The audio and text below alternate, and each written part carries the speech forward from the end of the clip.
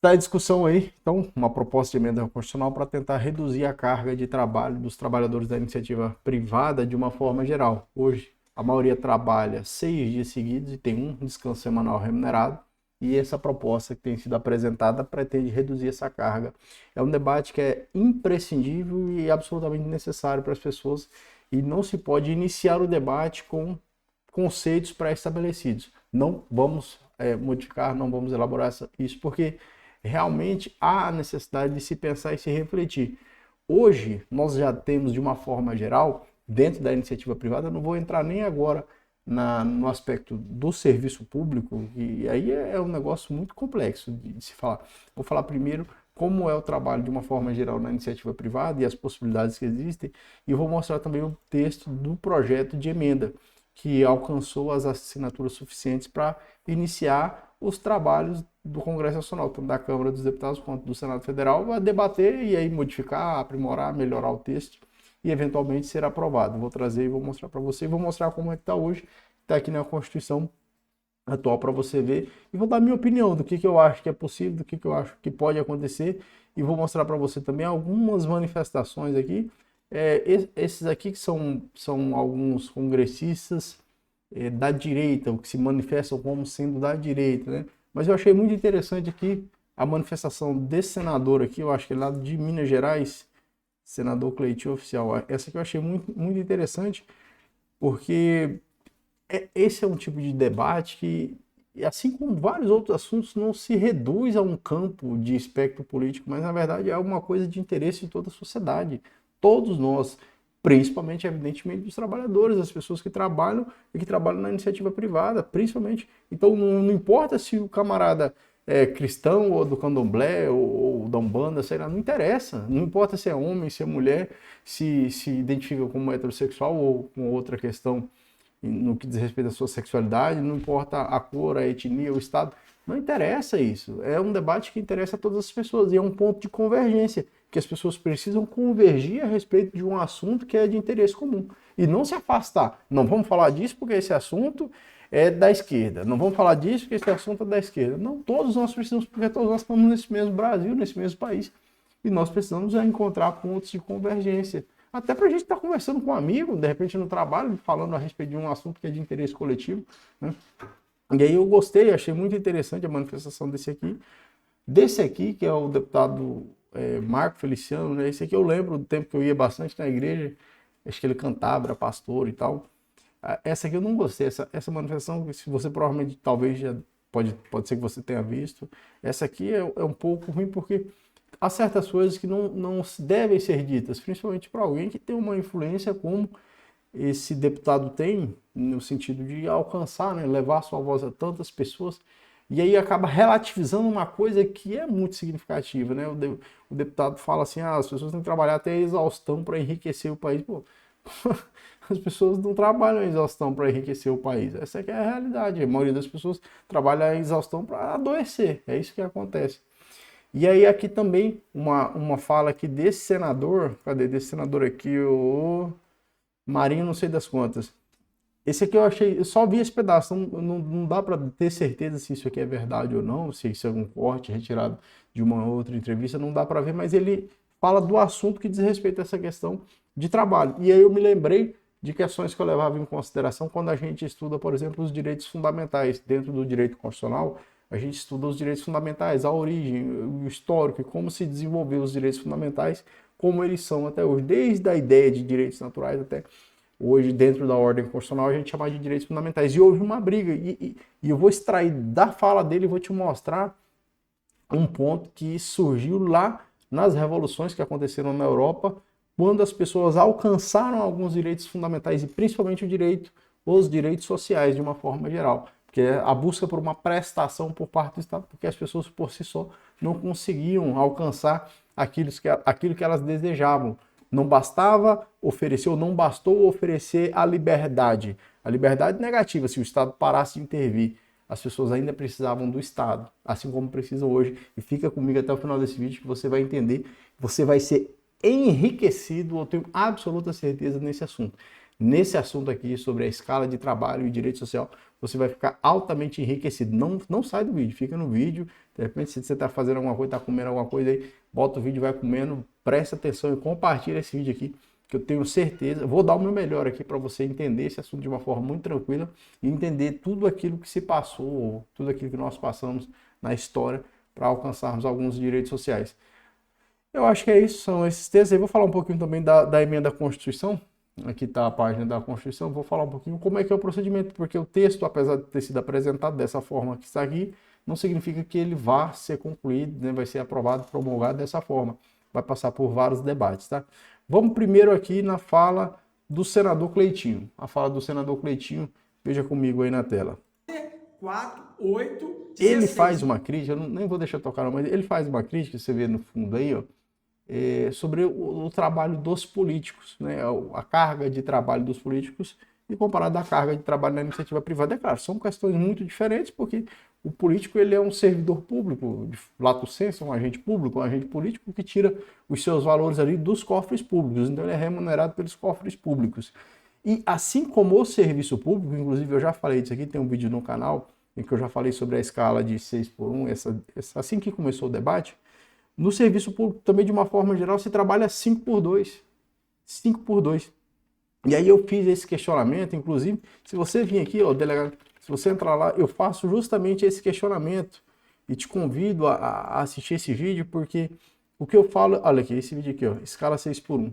O que eu falo é justamente uma coisa. Como se justifica no poder público um trabalho de 5x2, não estou falando dos políticos, do serviço público de uma forma geral é um 5x2, segunda, sexta, sábado, domingo, folga.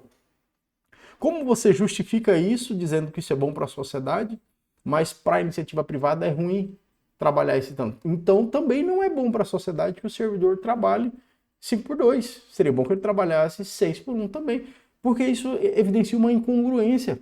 O poder público ele deve promover a redução das desigualdades sociais. Quando ele faz o contrário, ele promove mais desigualdade social ainda. Se você assistir esse vídeo, olha, são 20 minutos aqui que a gente fala sobre isso. Se você assistir esse vídeo, eu tenho certeza que você vai compreender. Então, esse vídeo é um complemento dessa ideia. O senador Cleitinho, ele aborda uma questão que é muito relevante, a carga de trabalho do político. Claro, é necessário lembrar o seguinte, que o trabalho do político não se reduz ou se resume só àquela atividade que é desenvolvida lá na Câmara ou no Senado. Na verdade, como um representante popular, o cara tem que estar também atendendo as pessoas, vamos supor, o Brasil afora, onde seja o seu reduto eleitoral, se a gente pode compreender dessa forma. Mas é muito importante levar isso ao debate, né? Trazer isso para uma discussão de uma forma séria, sem negócio de espectro político, mas trazer isso porque isso precisa ser dito. E essa coisa do poder público precisa ser dito com mais ênfase ainda. A discussão a respeito da incongruência do poder público em estabelecer como regime de trabalho 5x2. Em Rondônia, por exemplo, eu te digo, em Rondônia, aqui muitos órgãos do Poder Executivo, não sei os outros, mas o Poder Executivo trabalham 5 dias, 5x2, 30 horas por semana, é de 7h30 às 13h30. Eu já trabalhei em 3 órgãos públicos e os 3 tinham regimes de trabalho dessa forma, segunda a sexta, 7h30 às 13h30. É uma incongruência, não tem como negar. Não tem como negar isso.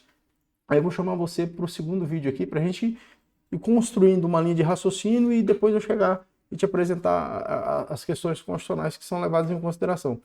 Esse deputado aqui, que é o Marco Feliciano, ele era pastor e tal, ainda é pastor, não sei, ele fala... Como não houve acordo, então nós vamos aqui usar aquilo que nós, como oposição, sempre fazemos, que é o nosso kit de obstrução.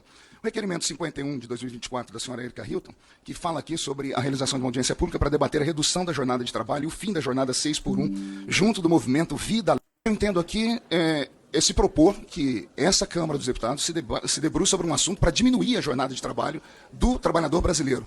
Parece que para 4 dias da semana e diminuir ainda para 6 horas de trabalho.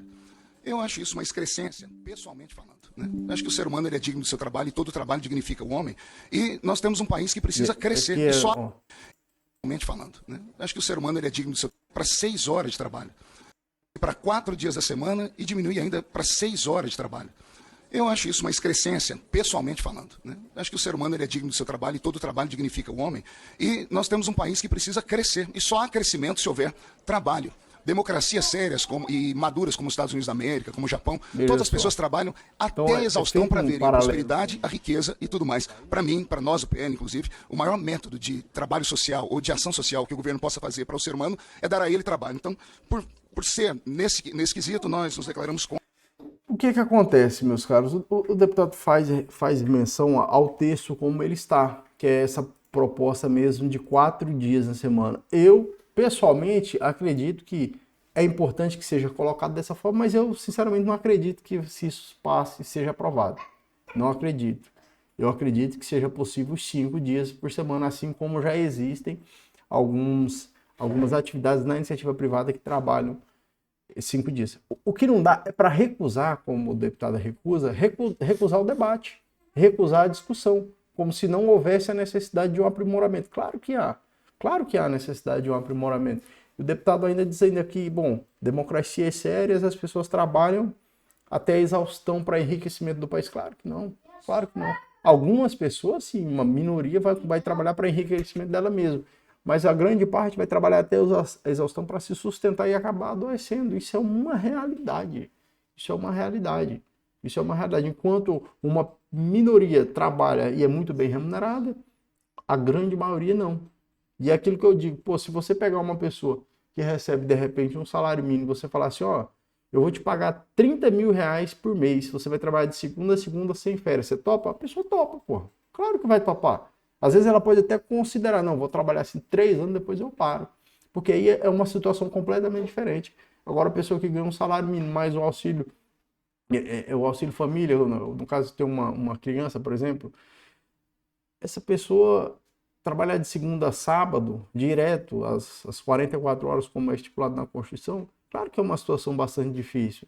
É uma situação tão difícil que às vezes a pessoa entra num círculo de não conseguir sair disso, porque como é que você vai esperar que essa pessoa, por exemplo, você tem que buscar se capacitar tecnicamente para você melhorar a sua qualidade de vida, para você melhorar o seu trabalho, melhorar o seu emprego, através de como, em que momento, né? Se mora longe do trabalho, às vezes a gente sabe de pessoas que moram nas comunidades, nas cidades maiores, nas grandes metrópoles, a pessoa mora muito longe do trabalho, gasta 1, 2, 3 horas no trânsito para alcançar o seu trabalho. Então, essa pessoa acaba ficando presa nessa rotina e, evidentemente, não consegue sair. Raramente você vai ver uma pessoa fora da curva e aí, porra, a pessoa saiu, fez uma faculdade, fez um Enem, porra, conseguiu um curso de medicina, ou fez uma faculdade de direito, fez uma engenharia, passou num concurso público, fez um mestrado, um doutorado.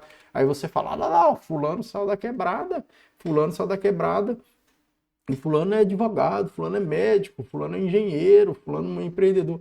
É uma pessoa fora da curva, é uma pessoa que com certeza se dedicou ao máximo, é uma pessoa que tem alguma habilidade aprimorada, porque nós não somos iguais. Se você falar, todo mundo tem a mesma habilidade, claro que não, nós temos habilidades diferentes, tem pessoas que têm mais capacidade de decorar, tem pessoas que conseguem aprender, tem pessoa que com poucas aulas de música se torna um músico razoável, um bom músico. Então as pessoas têm habilidades diferentes e algumas vezes a gente vai ver mesmo pessoas muito fora da curva que alcançam resultados excepcionais, apesar de todas as dificuldades que aí são submetidos. Aí tem esse senador aqui, senador, né? Acho que ele é senador, que ele fala uma coisa que me lembrou, assim, na hora que eu ouvi, me lembrei.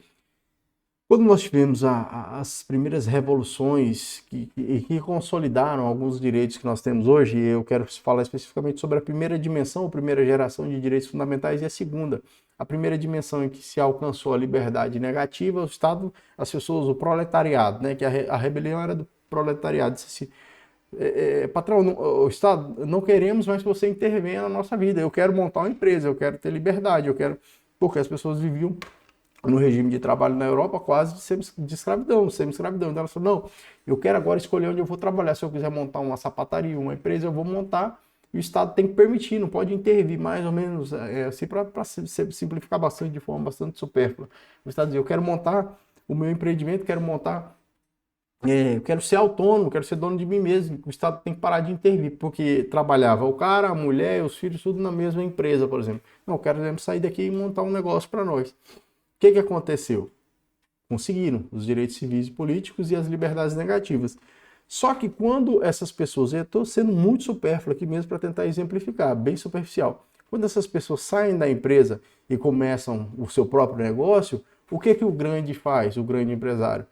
Consegue sabotar aquele que está começando. O grande empresário, imaginando naquele tempo, naquele período, 1700, 1800, 1600, 1700, 1800, o grande ele conseguia baixar o preço de todas as coisas e ele ia vender, porque ninguém ia comprar do outro. Então o outro ia acabar em algum momento sucumbindo e vindo até o Estado falar, Estado, nós pedimos a liberdade e nós verificamos que somente a liberdade, somente a possibilidade de nós trabalharmos por nós mesmos não é suficiente, nós ainda precisamos que o Estado forneça coisas que são essenciais, segurança pública, saúde. Eu preciso colocar o meu filho na escola para eu conseguir me dedicar ao trabalho. Então, precisava que o Estado fornecesse algumas coisas. Foi como se as pessoas pedissem a liberdade. Estado, nós queremos a liberdade. Se afaste, né? Se afaste de nós, deixe que nós vamos tocar a nossa vida. E viram que não davam conta sem o apoio do Estado. E aí voltaram, então, falando, não, Estado, a gente quer liberdade, mas a gente precisa de algumas coisas essenciais. E aí vem a segunda dimensão de direitos. A segunda dimensão de direitos é justamente os direitos sociais. A busca e o alcance pelos direitos sociais. Não tem como viver dissociado do Estado, principalmente se a pessoa precisa do Estado. Uma coisa é você, por exemplo, falar de Estado mínimo quando você tem condições de escola particular, medicina particular, tem segurança, apesar de que a segurança é algo de uma conotação muito pública mesmo, mas a saúde e a educação não. Então, se você não tem, você precisa que o Estado forneça. Você acaba se submetendo àquilo que o Estado tem para fornecer para você. E é mais ou menos isso que se encontrou. Aí, presta atenção na fala do senador aqui. Eu vou repetir, não sei se isso aqui é só um corte, não sei se de fato tem uma entrevista, procurei, não encontrei essa entrevista completa para ver se o senador responde de fato aquilo que é perguntado, tá? E aí, veja só comigo. E ganhar ainda Tá mais aqui. força política.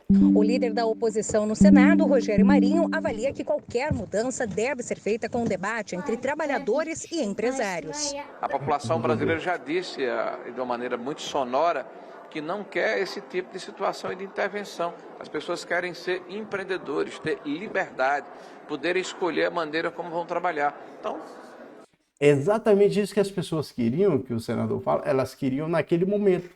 Na primeira no primeiro desenvolvimento da primeira dimensão de direitos fundamentais, as pessoas queriam empreender, queriam ser livres e escolher por elas mesmas. Mas elas verificaram que não era possível. E eu esclareço para você, absolutamente, não é possível. Não é possível que as pessoas, por elas mesmas, e é claro, eu estou me referindo a uma parcela das pessoas, a grande maioria.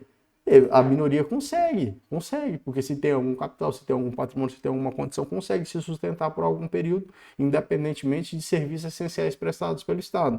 A exceção é a da segurança pública. Mas a maioria das pessoas não. Então, é uma utopia você achar que todo mundo pode ser empreendedor. Não pode ser. A própria construção social que a gente tem necessariamente precisa de pessoas na condição de empregados. E aí, justamente, a gente retorna à discussão da escala e a possibilidade de redução ou não da escala, né? E aí, por isso que o debate é importante, se chegar em um consenso, um denominador comum. Vou te mostrar aqui como é que é o texto hoje, né? Então, o texto hoje da nossa Constituição é o seguinte: é um direito social, a duração de trabalho normal não superior a 8 horas diárias e 44 semanais, facultada a compensação de horários e a redução da jornada mediante acordo ou convenção coletiva de trabalho. Esse é o texto hoje. O que você quer implementar? O que é mais significativo? 36 horas semanais, com jornada de trabalho de 4 dias por semana, facultada a compensação de horários. Eu, sinceramente, acredito que não se consiga alcançar a jornada de 4 dias por semana. Mas eu acredito que é muito possível que se alcance. Eu só estou supondo aqui, né? Estou supondo, eu não estou estabelecendo nem o que eu acho que é bom ou que não é, nem aquilo que eu acho que eu tenho certeza que vai acontecer. Eu suponho que é possível que se alcance a jornada de 5 dias. O que acontece? A jornada de 5 dias não vai beneficiar o grupo de pessoas que já trabalham os 5 dias. Mas tudo bem, nem tudo de bom tem que ser bom em relação a mim.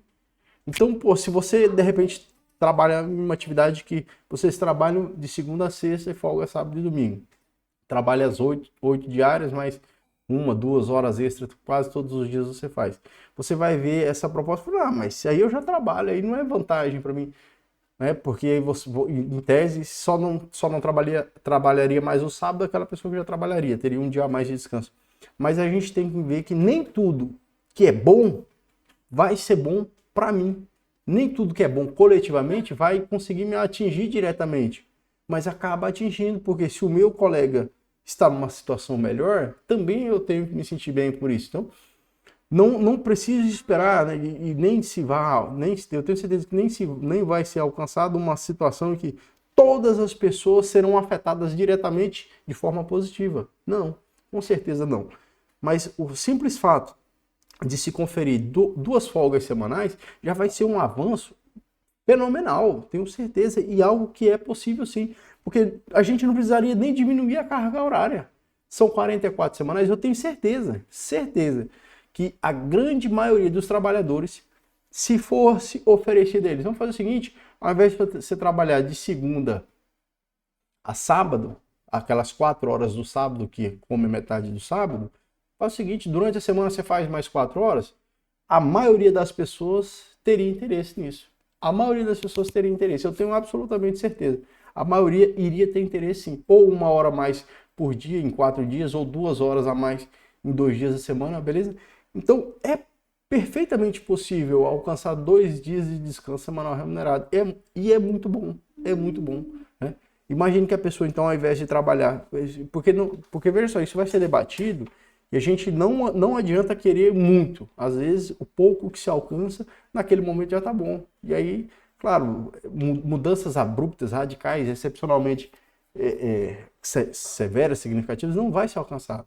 Mas imagine que seja os 4 dias, os 5 dias já seria um avanço muito significativo para muitas pessoas. Empregados domésticos, pessoas que trabalham em balcões de atendimento, supermercados, teriam 2 dias de folga a mais, né? 2 dias a mais que a pessoa poderia descansar um pouco mais pela manhã, se dedicar à tarde a uma leitura, sei lá, estudar, fazer um curso, ir um cinema, seriam 2 dias a mais de descanso, se preparar para a faculdade, as provas da faculdade. 2 dias, um dia que a pessoa que trabalhou mais do que a metade do sábado ali, é praticamente um dia só de descanso, né? 2 dias, seriam 2 dias inteiros. Eu tenho certeza que isso já importaria uma mudança significativa para muitas pessoas. E aqui a gente volta àquela questão dos direitos sociais. Porque o Estado, se não intervir, se o Estado deixar somente no contrato entre pessoas, nós não vivemos numa sociedade em que é possível o empregado que está numa situação de verticalmente inferior ao empregador, ou pelo menos que seja horizontal diagonal em relação ao empregador, não é possível que eles façam um acordo que seja vantajoso para ambos. Ah, Flaviano, mas fulano de tal é gerente de empresa e ganha quase o mesmo tanto que o patrão. Casos excepcionais, né? Casos excepcionais. Consulte a maioria das pessoas que você conhece e são empregados e veja quanto eles ganham.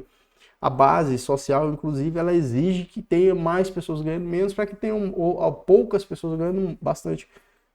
Basicamente isso, até no serviço público a gente identifica, e eu falei bastante disso naquele vídeo, nesse vídeo que eu falo a referência para você, que eu falo bastante até mesmo sobre a remuneração no serviço público, a discrepância que existe e como o Estado promove as desigualdades sociais, que são desigualdades estruturais.